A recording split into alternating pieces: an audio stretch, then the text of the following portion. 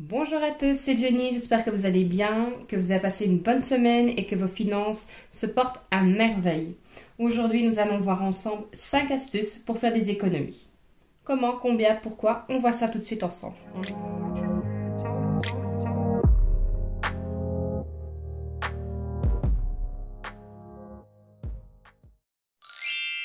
Premièrement, faire son budget. On ne dira jamais assez, mais c'est vraiment le point de départ de toute économie. Toute personne qui veut faire des économies doit faire un budget. Pourquoi? Parce qu'il faut savoir où son argent part, combien, quand et comment. Simple exemple, demandez un peu par curiosité autour de vous, votre famille, à vos amis, combien est-ce qu'ils usent par mois en courses. Vous serez étonné de voir que la moitié de ces personnes vont vous répondre qu'ils ne savent pas. Ou ils seront à peu près dans la tranche entre 400, 500, je ne sais pas exactement. Alors que s'ils avaient fait un budget, ils sauraient vous dire combien ils ont usé par semaine et combien ils usent par mois. Et malheureusement, beaucoup ne se rendent pas compte que s'ils ne font pas un budget, ils ne pourront pas économiser. Donc premièrement, ma première astuce, c'est, comme je le dirai à chaque fois, faire son budget. Le deuxième point, ce sera acheter intelligemment. Alors comment on fait pour acheter intelligemment? Simplement en se posant quelques questions. Premièrement, on va réfléchir à cet achat. L'a-t-on planifié dans notre budget? Oui, non. Si on n'a pas planifié, est-ce qu'on peut se permettre de l'acheter? Ou est-ce qu'on va être dans le rouge fin du mois? Est-ce qu'on a pris en compte les autres factures ou faut-il mieux attendre le mois prochain? Deuxième point, en a-t-on vraiment besoin? Ou est-ce une envie? Si l'on hésite, vaut mieux le mettre dans un panier ou dans une wishlist quelques jours afin d'y réfléchir et de revenir peut-être quelques jours après. Troisièmement, on compare toujours les prix sur les sites marchands. Il y a plusieurs sites comparatifs qui vont nous permettre de faire de grosses économies et de voir aussi s'il y a du stock sur les sites internet. Donc vous avez pour ça, pour la France, vous avez le dénicheur et pour la Belgique, vous avez 1, 2, 3 comparer.be. Ça va vous permettre de voir sur tous les sites internet la meilleure offre. Alors quatrièmement, on vérifie avec notre ami Google s'il y a des codes promotion. Donc, admettons que vous vouliez vous acheter, je sais pas moi, un rouge à lèvres chez Sephora.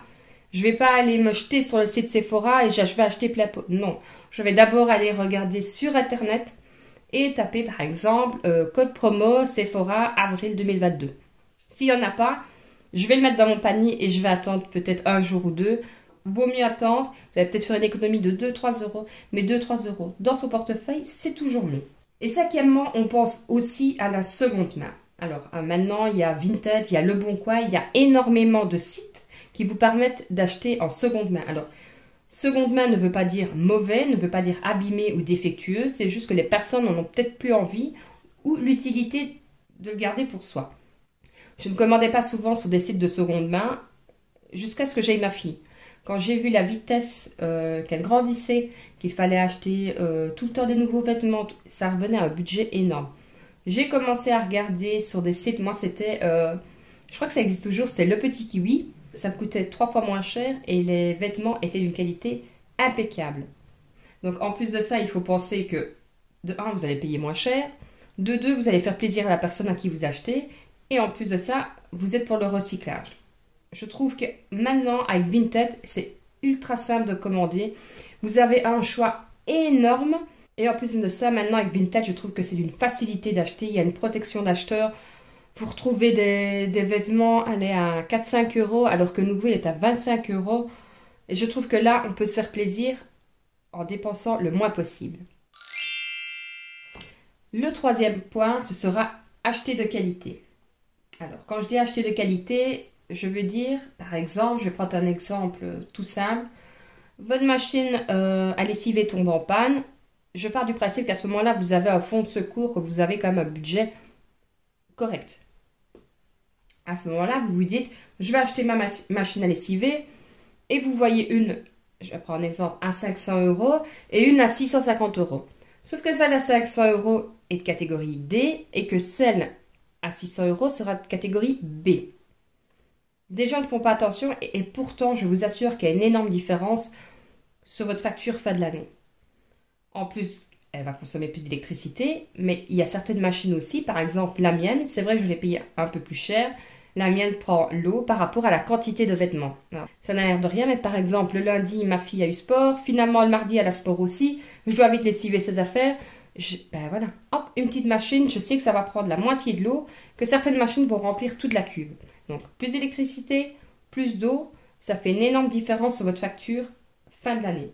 Après, je ne vous dis pas de tomber dans l'excès non plus. Je ne vous dis pas d'acheter une machine à 1000 euros parce qu'elle est A+, et que celle à 600 euros est B. La grosse différence de prix ne va pas justifier l'économie que vous allez faire sur l'année. Maintenant, ce que je fais toujours aussi avant d'acheter, c'est pas parce que c'est plus cher que c'est toujours mieux. Ce que je fais, je vais sur les sites internet, je regarde la fiabilité, je regarde aussi les évaluations qu'elle a.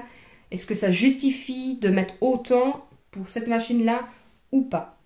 Toujours comparer. Je compare dans la même gamme de prix aussi. Je ne vais pas comparer une machine à 1000 euros et une machine à 500 euros. C'est pas comparable en règle générale. Donc, acheter de qualité, ça c'est un exemple. Maintenant, j'achète par exemple les microfibres H2O parce que je trouve qu'elles tiennent mieux sur la longueur que celles de chez Action par exemple. Alors tu diras, mais c'est 3 fois, 4 fois ou 5 fois plus cher. Oui, mais ça fait 5 fois que j'en achète. Alors, acheter de qualité, ça veut dire aussi acheter plus cher, mais c'est un investissement pour le long terme. Il faut aussi penser comme ça. Est-ce que vous avez vraiment l'utilité? Si votre machine, vous la faites tourner une fois semaine, j'ai envie de vous dire, ne mettez pas les 500 euros de différence. Maintenant, si elle tourne tous les jours, alors oui, investir, peut-être que 500 euros, ça vaudra la peine dans quelques années et vous le verrez la différence sur votre facture. Alors, la banque en ligne. Beaucoup de personnes sont encore réticentes à se dire « Banque en ligne, comment est-ce que tu fais? Si tu as un problème, tu n'as personne à qui voir. » Alors, il faut savoir que maintenant, depuis la crise du Covid, je ne sais pas chez vous, mais moi ici, les banques, pour avoir rendez-vous, c'est une catastrophe. Et de toute façon, à chaque fois que j'y suis allée, il m'a fallu une plombe pour pouvoir régler mon problème. Pour avoir des papiers, des virements ou que sais-je. Avec mes banques en ligne, je vous assure que j'ai eu moins de problèmes. Il y a toujours un chat. Si ce n'est pas un chat, il y a des emails. Et franchement, ils répondent 10 fois plus vite que si j'avais dû téléphoner à ma banque pour avoir un rendez-vous. Donc maintenant, je ne me passe pratiquement que ma banque en ligne. Il me reste une banque à enlever. Et encore, c'est parce qu'il y a quelques transactions que je dois finir de clôturer. Il faut savoir que ma banque me coûte entre 80 et 100 euros par an. Voilà pourquoi je veux vraiment l'arrêter. Parce que ça ne justifie pas les 80 et 100 euros pour des agences où je vous dis, je n'arrive jamais à avoir un rendez-vous et que depuis la crise du Covid, ça devient de plus en plus compliqué. Alors, je préfère avoir plusieurs banques en ligne. Parce que oui, alors quand les banques en ligne, en règle générale, vous avez droit à un compte. Si maintenant vous voulez un deuxième compte ou des comptes épargne, vous avez souvent des frais. Donc moi j'ai une banque gratuite, la N26, j'en suis extrêmement contente. Et la deuxième, je suis sur Hello Bank. Et Hello Bank, il faut savoir que ça fait partie de Fortis aussi. Donc j'ai déjà eu un problème avec Hello Bank. Au début, quand j'arrivais pas à activer ma carte, je suis allée chez Fortis et ils ont su me régler le problème aussi. Je vous mettrai de toute façon tous les liens en barre d'infos. Et en étant chez Hello Bank, j'ai un code de parrainage, comme tout le monde peut avoir.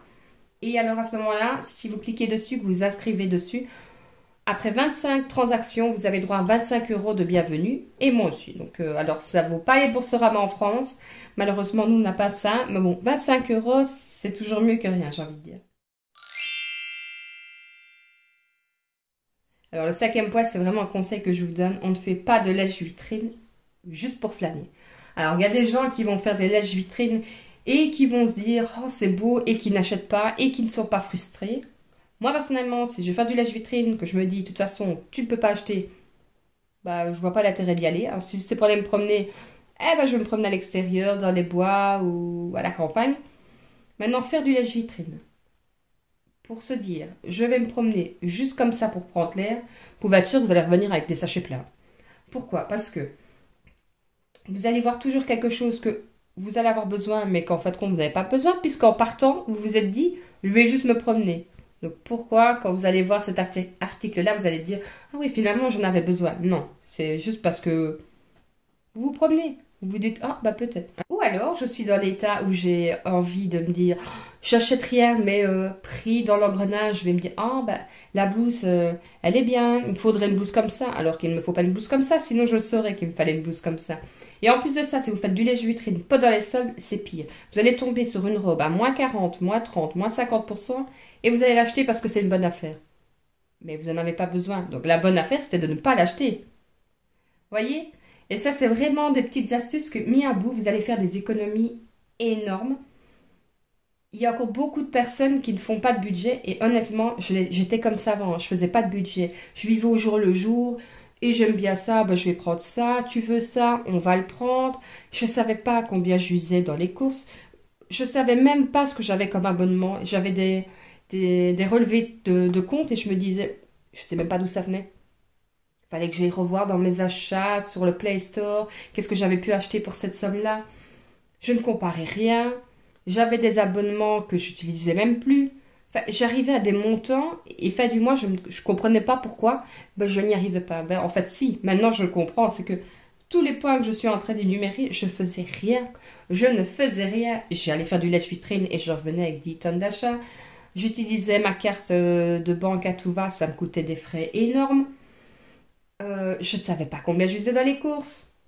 J'achetais des conneries sur des sites que je ne vais pas nommer, mais que tout le monde va reconnaître à 2-3 € parce que c'était pas cher, alors qu'en fait, compte, bah, 3 jours après, ils étaient cassés. Et des exemples comme ça, j'en ai plein, plein, plein. Mais le principal, c'est que je me suis relevée et que je me suis dit, arrête, on va arrêter d'acheter toutes ces conneries-là et on va faire ce qu'on peut pour faire son budget. Et c'est aussi pour ça que j'ai démarré ma chaîne YouTube, parce que je sais qu'il y en a beaucoup. Mais moi, ça me fait plaisir de partager, ça me fait plaisir de tourner des vidéos et de me motiver et de vous motiver, je l'espère aussi, à faire des économies. Dites-moi un peu en commentaire aussi si vous avez des idées d'économies, si ce que je vous ai dit, ça vous interpelle. Ou si vous n'êtes pas d'accord avec moi, ça aussi, ça peut arriver, hein, il n'y a pas de souci. Voilà, j'espère que cette vidéo vous aura plu. Elle touche à sa fin, mais je vous dis à très vite. Prenez soin de vous et de vos budgets. Des bisous.